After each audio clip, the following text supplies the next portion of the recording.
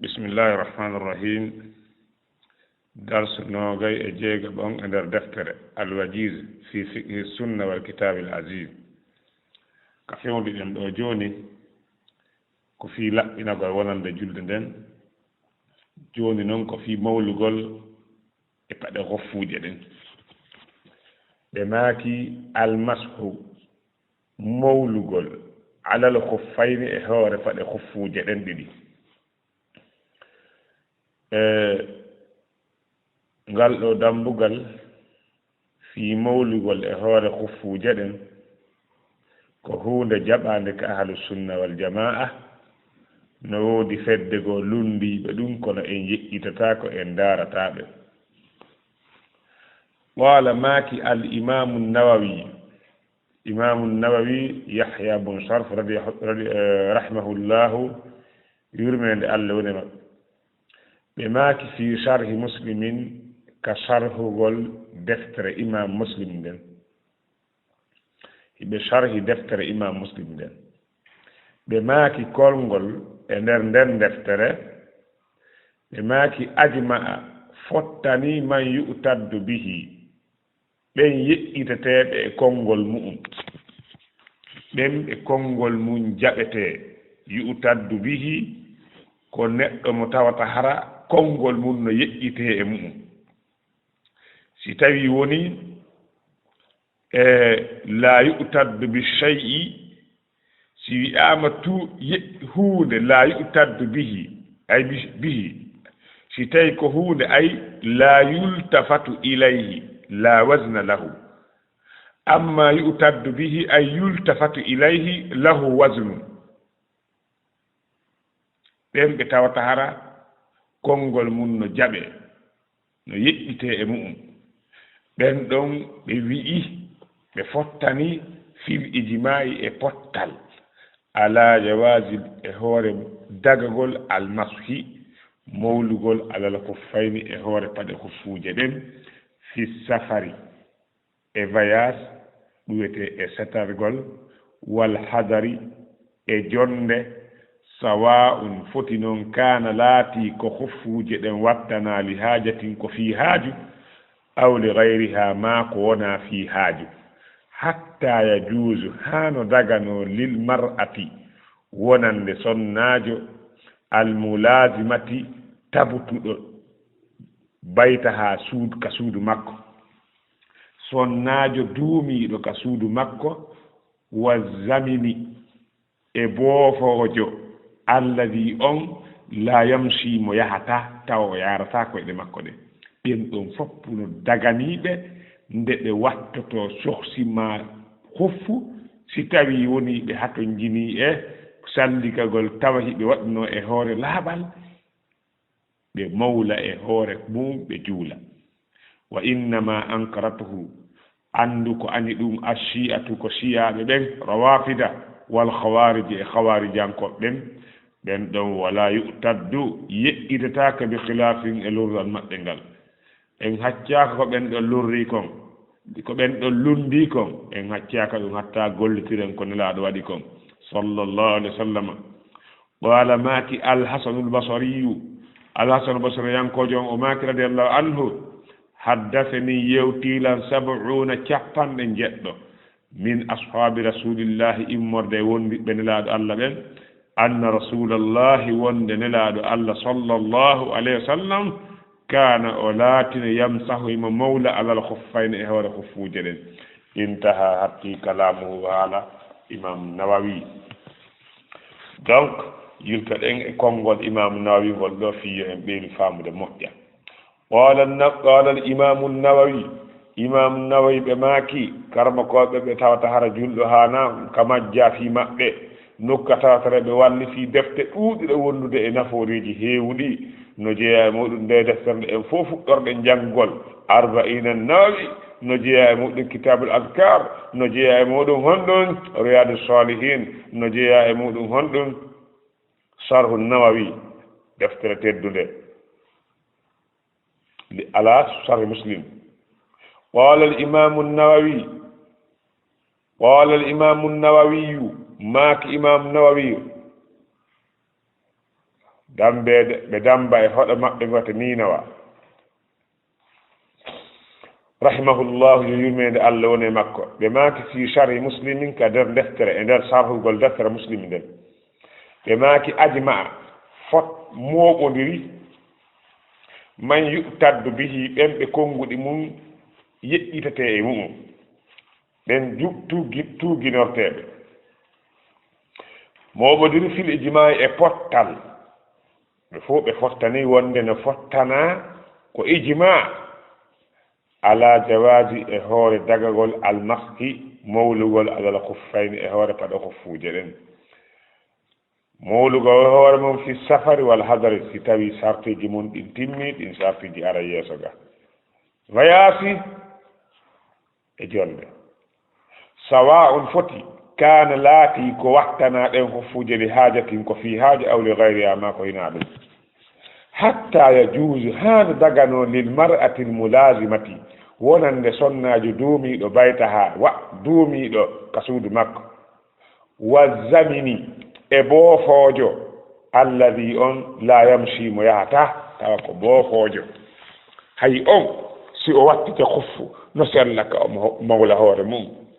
wa innama ankaratuhu andu ko añi ɗum kon ɗi feddeji ɗiɗi ashi'ata shi'a rawafid wal khawarij e khawarij wala yu'taddu yeƴƴitatake ɓe khilafin e lundagol maɓɓe ngol en haccaka fi ɓe lundike en tant que yi gon ko fenande ɗe cotude e mum ola maki alhasan albasariyu rahimahullahu yurmede allah woni makko o wi haddathani yewtilan 70 capanɗe jeɗɗo min ashabi rasulillahi sallallahu alayhi wa sallam immorde e wondiɓe nelaɗo allah ɓen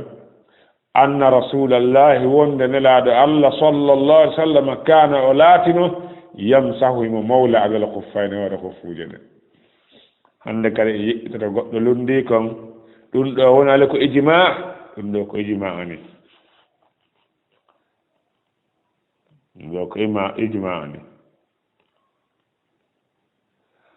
karmo komin maaki wa ahsan ko ɓuri labeede ma yuhtajju bihi ko dallinorte ko hujjinorteedi jawasi fii dagagol almasi mawlugol ngol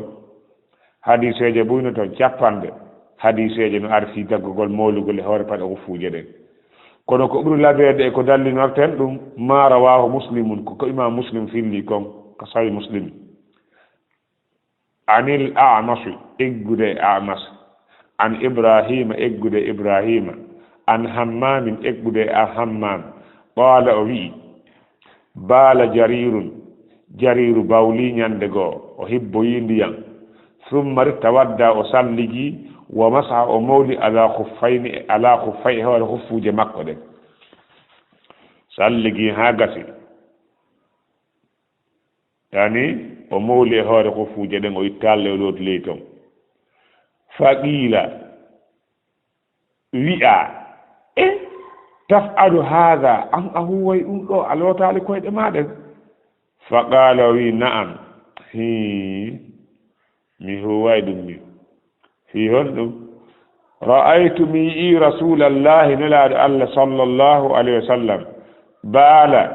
nelaɗo hibbindiyam ɓe bawli summa tawadda o salligi wa masaha o mawli ala khuffay e hoore kuffuuje makko ɗen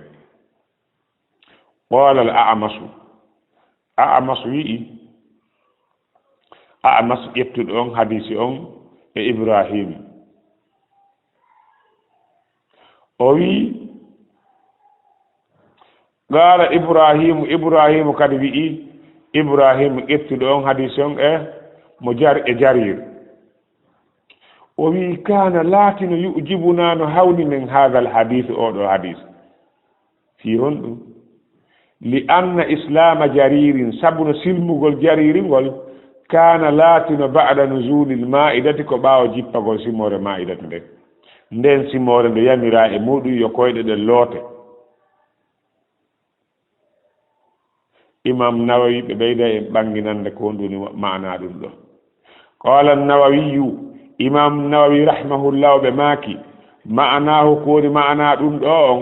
ngol konngol kana yujibuna hadha alhadithu li anna islama jaririn kana ba'da nuzulil ma'ida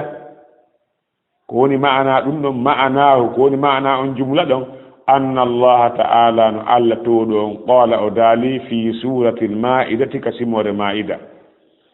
الله دالي فاغسلوا وجوهكم لوتي جيك من دن وأيديكم أجود من دن إلى المرافق هاك تقبل جود وامسحوا مسكي برؤوسكم كو من دن وأرجلكم لوتن كويد من دن إلى الكعبين هاك كل بله فلو كان ستوي لاتن إسلام جرير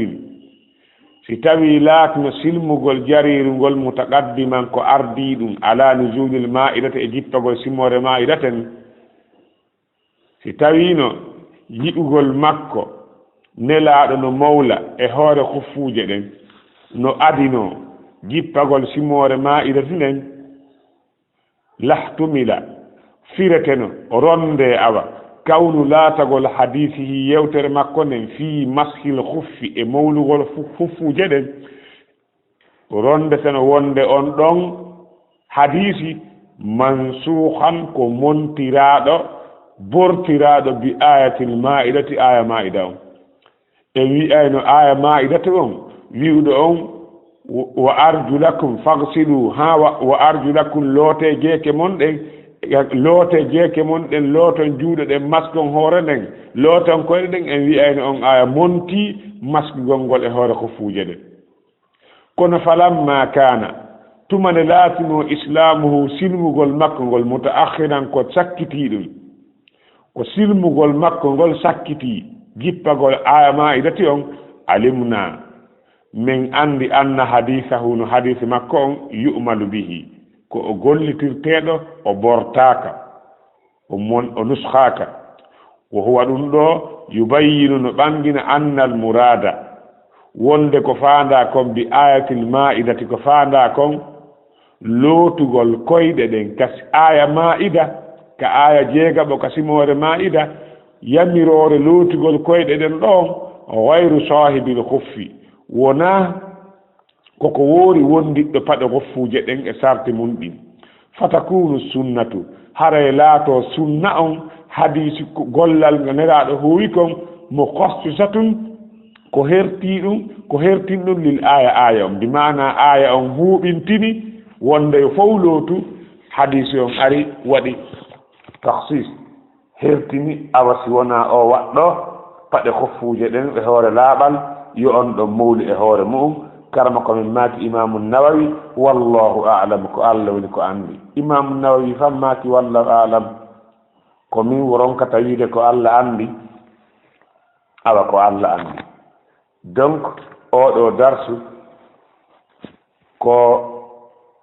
woni e makko fo ko hollugol no daji mawlugol e pade khufuje den amma sartiji mawlugol pade khufuje den dum aray yeso ko woɗɗa darsu noogay e jeɗɗaɓo on ɗo ko fi sartiji mum ɗin arata nder ton ko ɗum fuɗɗorte hay si wona fi tum yewtete nder ton a sikka yo musidɗo julɗo jentiɗo lan hiɗa lokka yoɓi naɓitane o darsu awalla mi naɓitantemo ɓa tum hiɗa lokka hiɗa faalayo mi naɓitanemo mi naɓitante darsu on ko woni tum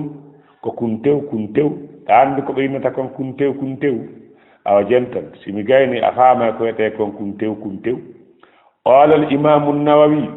maki imam an-nawawi rahimahullah yurmende allo ne makko fi sharh muslim ka sharh muslim ajma'a mobot fottani man yu'taddu bihi ben yi'itete e kongudi mum fil ijma'i ka fottal ala jawazi e hoore dagagol al masi mawlugol alal khuffain e hoore khufuje den fi safari e setande wal hadari e jonde sawa'un futi kana lati li hajatin ko fi haji khufuje den bornana aw li ghayriha ma ko hina haji bornana hatta yajuzu hana dagano lil mar'ati wonande sonnaje al mulazimati tabutudo baytaha duumido kasudu makko wa zamini e bofojo alladhi on la yamshi moyata wa innama ankaratuhu and ko ani dum ko yeddi masku gongol ashiatu ko shiya den wal khawarij yanko den wala yu'taddu bi khilafin yidataake e lundagal mabbe gol qala al hasan al basri حسن البصري ماكي رحمه الله يرمي الله نمك حدثني يوتيلا 70 كفان نجد من أصحاب رسول الله إمد وندي نلاد الله صلى الله عليه وسلم أن رسول الله وند نلاد الله صلى الله عليه وسلم كان أولات يمسي مولى على الخفين هور خفو جدًا وأحسن قبول لبيد ما يحتج به كدل نرته لجواز المسح في دقق المولوغل ما رواه مسلمون كوك إمام مسلم في اللي عن الأعمش إجد أعمش عن إبراهيم